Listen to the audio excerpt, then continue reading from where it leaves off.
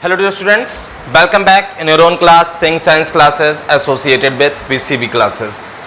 In the last video, we discussed about the disorders and they are the Mendelian disorder, and today we discuss about a new topic, new disorder, and the disorder is chromosomal disorder. So let's start our topic.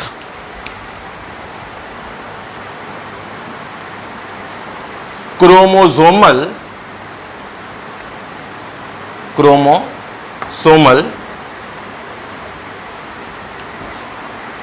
Disorder. ये जो chromosomal disorder है उसके नाम से ही लग रहा है कि यहां पर एक्चुअली जो चेंज आएगा वो चेंज आएगा नंबर ऑफ क्रोमोसोम्स में।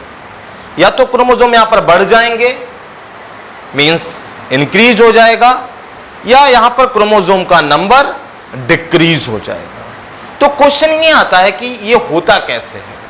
तो अगर हम सिंपली बोले तो जो क्रोमोसोमल डिसऑर्डर है ये होता है due to non disjunction of homologous chromosome during anaphase first of meiosis. यानी ये जो डिसऑर्डर है, ये डिसऑर्डर कैसे होता है, मियोसिस फर्स्ट में एनाफेज के टाइम पर। अगर आपको याद हो जब क्रोमोसोम मूव करते हैं अपोजिट पोल्स की तरफ, तो उस अपोजिट पोल्स की तरफ मूव करते टाइम कभी कभी ऐसा हो जाता है कि जो क्रोमोसोम्स हैं पता चला कि वो क्रोमोसोम अनपेयर्ड ना होके पूरा का पूरा पेयर एक तरफ चला गया और पता चला दूसरी तरफ कोई क्रोमोसोम पहुंचा ही नहीं। जैसे फॉर एग्जाम्पल मान लिया कि ये एनाफेज फर्स्ट है और यहां पर ये एक्स क्रोमोसोम है, एक्स क्रोमोसोम। अब जनरली होता क्या है कि एक क्रोमोसोम इधर जाना चाहिए और एक क्रोमोसोम इधर जाना चाहिए, लेकिन कभी कभी क्या होता है कि पता चला कि ये दोनों के दोनों एक्स क्रोमोसोम ये एक ही तरफ मूव कर गए, तो इधर कोई पहुंचा नहीं और यहां पर दो क्रोमोसोम पहुंच गए। तो इसको बोलते हैं नॉन डिसजंक्शन ऑफ क्रोमोसोम। क्या बोलते हैं? Non disjunction of chromosome. कहने का मतलब ये है कि ये एनाफेज फर्स्ट जो होती है मियोसिस की, उसमें एक क्रोमोसोम है, इसमें अपोजिट पोल्स पर मूव करते हैं, एक इधर जाएगा और एक इधर जाएगा। लेकिन नॉन डिसजंक्शन का मतलब है कि ये पूरा का पूरा पेयर एक तरफ चला गया, पता लगा इधर गया ही नहीं। इस कारण जब फर्टिलाइजेशन होता है तो वहां पर क्रोमोसोम नंबर में चेंज आ जाता है। इसको क्या बोलते हैं हम? Non disjunction of chromosome. और अगर हम इसको बोलें बायोलॉजिकल लैंग्वेज में, तो अगर नॉन डिसजंक्शन ऑफ क्रोमोसोम होता है then this lead to aberrant gametes. जो गैमीट्स हैं वो एबिरेंट गैमीट्स फॉर्म होते हैं और जो प्रॉब्लम क्रिएट करते हैं। अब इन्हीं क्रोमोसोमल डिसऑर्डर में अगर आपको याद हो तो सेक्स, एक जो क्रोमोसोम्स होते हैं वो टू टाइप के होते हैं। एक होते हैं ऑटोसोम्स और एक होते हैं सेक्स क्रोमोसोम। एक होते हैं ऑटोसोम्स और एक होते हैं सेक्स क्रोमोसोम। तो ऑटोसोम्स और सेक्स क्रोमोसोम में अब हम सबसे पहले जो पढ़ेंगे न्यूमेरिकल वेरिएशन ऑफ ऑटोसोम्स। कौन सा पढ़ेंगे? Numerical variation of autosomes. कि जो ऑटोसोम्स में वेरिएशन के कारण जो डिजीज होती है हमें वो पढ़नी है। और जो पहली डिजीज हम ये पढ़ेंगे, कौन सी पढ़ेंगे? एबनॉर्मेलिटी इन ऑटोसोम्स। यानी जो ऑटोसोम्स के क्रोमोसोम नंबर जो होते हैं उनमें चेंज के कारण। तो अगर हम इसमें पढ़े तो सबसे पहले हम यहां पर लिख लेते हैं जो डिजीज पढ़नी है हमें, डाउन सिंड्रोम। कौन सी डिजीज? Down syndrome. अगर हम सिंपली बोले it is the first developmental disorder traced to an alternation in chromosome complement. यानी ये सबसे पहली डिसऑर्डर है, डेवलपमेंटल डिसऑर्डर क्रोमोसोम्स में जो अल्टरेशन के कारण जनरेट हुआ। इसको पता कैसे चला?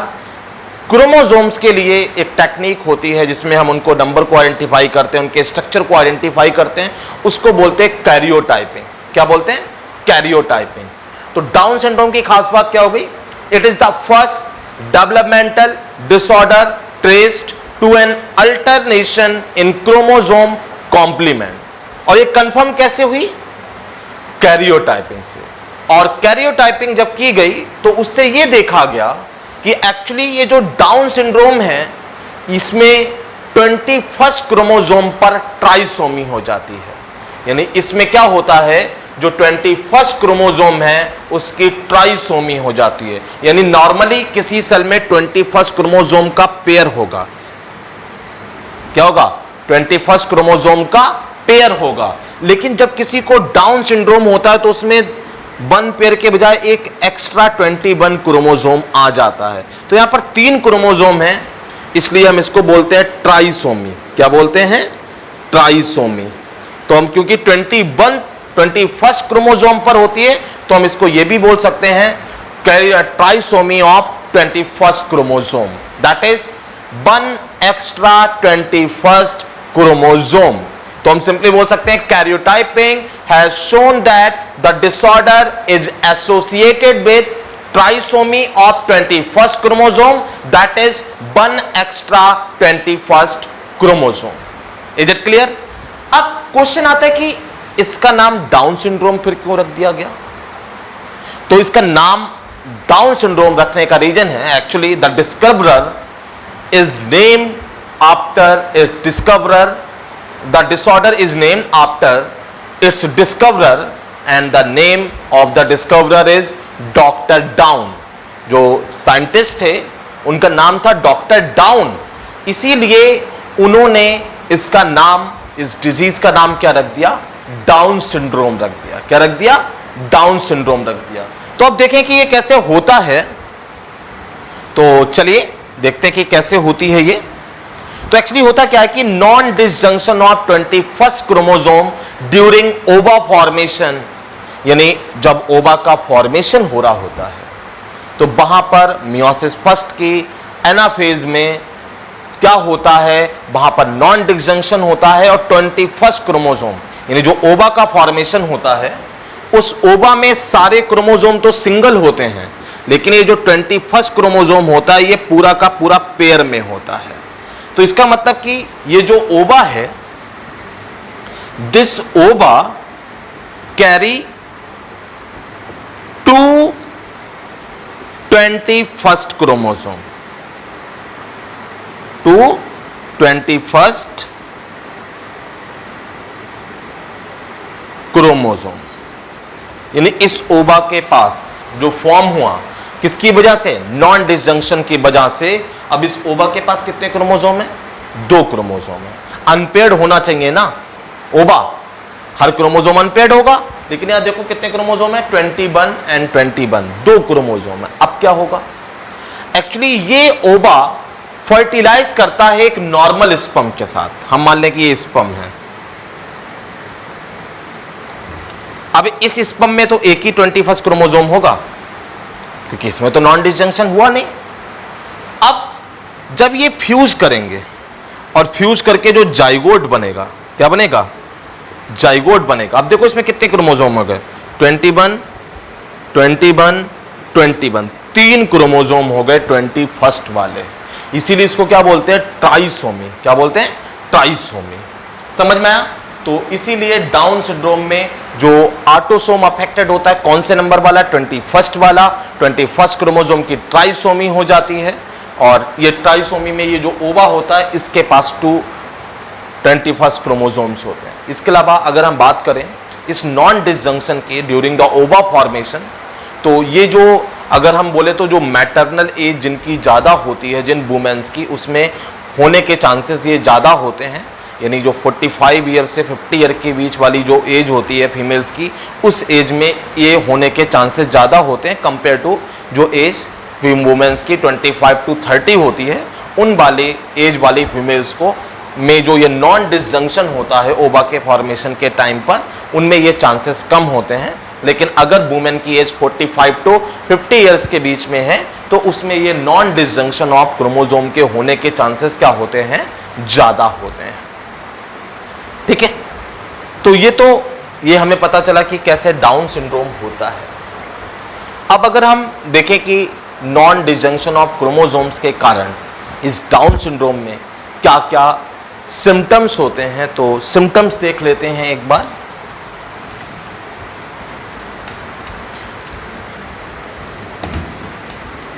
डाउन सिंड्रोम्स के सिम्टम्स देख लेते हैं। Symptoms of down syndrome. और पहला सिम्टम देख लेते हैं, prominent forehead with flat back of the head. यानी जो क्या हो जाता है, prominent forehead with flat back head. मतलब जो फोरहेड है वो प्रोमिनेंट हो जाता है और जो पीछे की हेड है वो फ्लैट हो जाता है। क्या हो जाता है, फ्लैट हो जाता है। दूसरी सबसे खास बात, हैबिचुअल ओपन माउथ। इस तरीके से माउथ ओपन रहता है। With projecting lower lips, lower lips नीचे की तरफ लटक जाते हैं। एंड लार्ज प्रोट्रूडिंग स्पाइरल टंग, यानी टंग बाहर की तरफ इस जो लोअर लिप है उस पर लटकी रहती है और एक्चुअली स्पाइरल हो जाती है। सबसे खास बात एक और बताएं, एक कैरेक्टरिस्टिक फीचर होता है डाउन सिंड्रोम का कि जिन लोगों को डाउन सिंड्रोम होता है उनकी ये जो फोल्डिंग आ जाती है, आई के ये जो कॉर्नर है यहाँ पर फोल्डिंग्स होती हैं। इस तरीके से क्या होती हैं, फोल्डिंग्स होती हैं। इसके अलावा अगर हम बात करें जो उनका हार्ट है उसमें कॉन्जेनाइटल डिसऑर्डर्स होते हैं, यानी बाई बर्थ वाले डिसऑर्डर्स होते हैं। सबसे इंपॉर्टेंट थिंग, जो गोनट्स होते हैं वो गोनट्स और जो जेनिटल्स यानी जेनिटल ऑर्गन्स होते हैं वो अंडर डेवलप्ड होते हैं। इसके अलावा अगर हम सिंपली बोलें तो एक कैरेक्टरिस्टिक और फीचर होता है जिसको बोलते हैं पॉम क्रीज।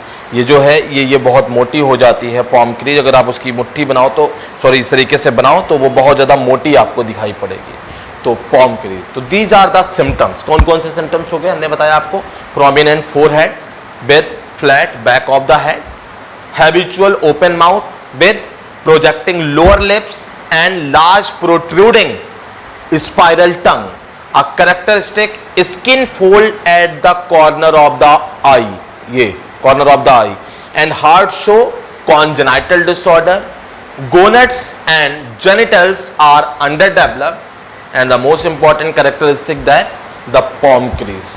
तो ये आपका फिनिश हो गया डाउन सिंड्रोम। और यही आपको एक ऑटोसोमल एबनॉर्मलिटी पढ़नी थी। और जो नेक्स्ट हमें पढ़नी है वो हम कौन सी पढ़ेंगे अब, सेक्स क्रोमोसोमल एबनॉर्मलिटीज। क्या पढ़ेंगे, सेक्स क्रोमोसोमल एबनॉर्मलिटीज। अभी हम क्या पढ़ रहे थे, एबनॉर्मलिटीज इन ऑटोसोम्स। अब हम पढ़ेंगे एबनॉर्मलिटीज इन सेक्स क्रोमोसोम। क्या पढ़ेंगे, एबनॉर्मलिटीज इन सेक्स क्रोमोसोम। इन एबनॉर्मलिटीज इन सेक्स क्रोमोसोम में आपको बाकी भाई नॉन डिजंक्शन ऑफ क्रोमोसोम होगा, बाकी सारी चीजें सेम है। अब सेक्स क्रोमोसोम वाली जो पहली डिजीज पढ़नी है वो हम पढ़ेंगे टर्नर सिंड्रोम। कौन सी पढ़ेंगे, टर्नर सिंड्रोम। इसको X0 फीमेल भी बोलते हैं। क्या बोलते हैं, X0 फीमेल। इसमें होगा क्या, इसमें फिर से वही होगा कि एक एक्स कैरिंग स्पर्म, यानी एक स्पर्म है जिसके पास क्या है, एक्स क्रोमोसोम है। कौन सा क्रोमोसोम है, एक्स क्रोमोसोम है। ये फ्यूज कर जाता है ऐसे ओवा के पास जिसके पास एक्स क्रोमोसोम है नहीं, यानी फीमेल में ओवा का फॉर्मेशन हुआ और उसके पास कोई भी क्रोमोसोम नहीं है, यानी जो एक्स क्रोमोसोम होना चाहिए, तो नो एक्स क्रोमोसोम। तो जब ये नो एक्स क्रोमोसोम है, ये फ्यूज करेगा तो यहां पर कॉम्बिनेशन क्या बनेगा, X0। क्या बनेगा, X0, क्योंकि ओवा के पास तो एक्स क्रोमोसोम था ही नहीं। तो इस सिंड्रोम को क्या बोलते हैं, टर्नर सिंड्रोम बोलते हैं। क्या बोलते हैं, टर्नर सिंड्रोम बोलते हैं। ठीक है, such individuals are under developed female. Actually ये फीमेल में ही होता है, तो इससे कारण जो बेबी फॉर्म होगा वो फीमेल फॉर्म होगा, और वो फीमेल कैसी होगी? अंडर डेवलप्ड फीमेल होगी। कैसी फीमेल होगी? अंडर डेवलप्ड फीमेल होगी। अब अगर हम सिम्टम्स की बात करें टर्नर सिंड्रोम के, तो टर्नर सिंड्रोम के सिम्टम्स क्या होते हैं? शॉर्ट स्टेचर, जो बॉडी की हाइट वगैरह होती है वो शॉर्ट रह जाती है। Ovaries are rudimentary. Rudimentary ovaries का मतलब होता है कि ओवरी फंक्शनल नहीं होती, ओवरी फंक्शनल नहीं होती। और ये जो थोरैक्स रीजन होता है ये शील्ड शेप हो जाता है। कैसा हो जाता है? शील्ड शेप, हार्ड हो जाता है, फ्लैट हो जाता है। ठीक है। इसके अलावा अगर हम बात करें जिन लोगों को टर्नर सिंड्रोम होता है, ऐसी फीमेल जिनको टर्नर सिंड्रोम होता है, इन फीमेल की इंटेलिजेंसी अंडर डेवलप होती है या सब नॉर्मल होती है। ऐसी फीमेल में इंटेलिजेंसी कुछ खास नहीं होती। इसके अलावा ऐसी फीमेल में क्योंकि एक्स क्रोमोसोम तो पहुंचा ही नहीं, तो ओवरी पूरी तरीके से फॉर्म नहीं हुई, तो इसीलिए ऐसी फीमेल में मेंस्ट्रुअल साइकिल होते ही नहीं। हम ये भी बोल सकते हैं कि ऐसी फीमेल गैमीट का फॉर्मेशन ही नहीं करती। फॉर्मेशन नहीं करती इसका मतलब कि उनमें मेंस्ट्रुअल साइकिल अकर ही नहीं होती। उसके अलावा अंडर डेवलप्ड ब्रेस्ट, जो ब्रेस्ट होते हैं उनके वो भी अंडर डेवलप्ड होते हैं, मतलब डेवलप नहीं होते। और ऐसी फीमेल क्योंकि अब ओवरी रूडिमेंट्री है, गैमीट का फॉर्मेशन कर नहीं सकती, सब normal intelligence, under develop breast, और इन सब के साथ सबसे इंपॉर्टेंट थिंग, ऐसी फीमेल जिनको टर्नर सिंड्रोम होता है वो सारी की सारी फीमेल स्टेराइल होती हैं। तो ये हमने क्या पढ़ा? टर्नर सिंड्रोम पढ़ा। अब हम क्या पढ़ेंगे? हम नेक्स्ट पढ़ेंगे इसी में सेक्स क्रोमोसोमल एबनॉर्मलिटीज में क्लाइनफेल्टर सिंड्रोम। क्या पढ़ेंगे? Klinefelter syndrome.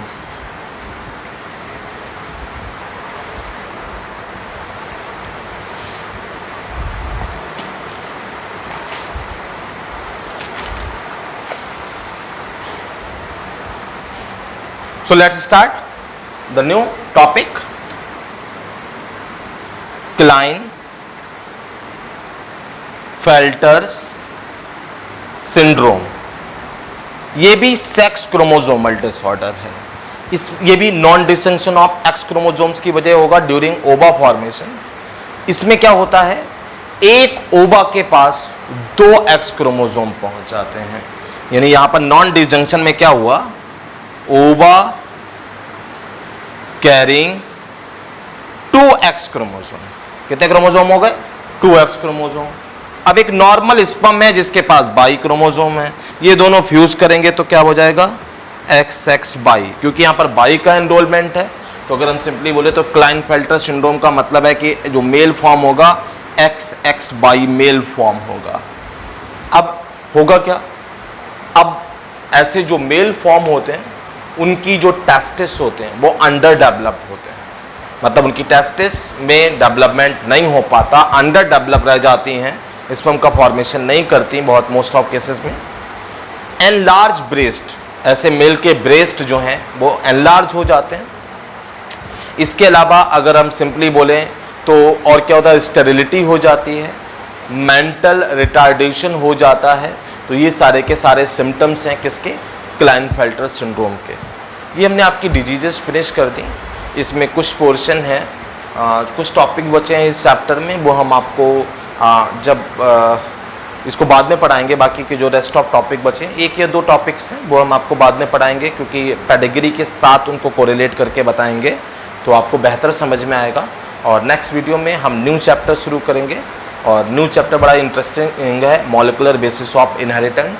तो मिलते हैं न्यू चैप्टर के साथ, न्यू वीडियो के साथ नेक्स्ट डे।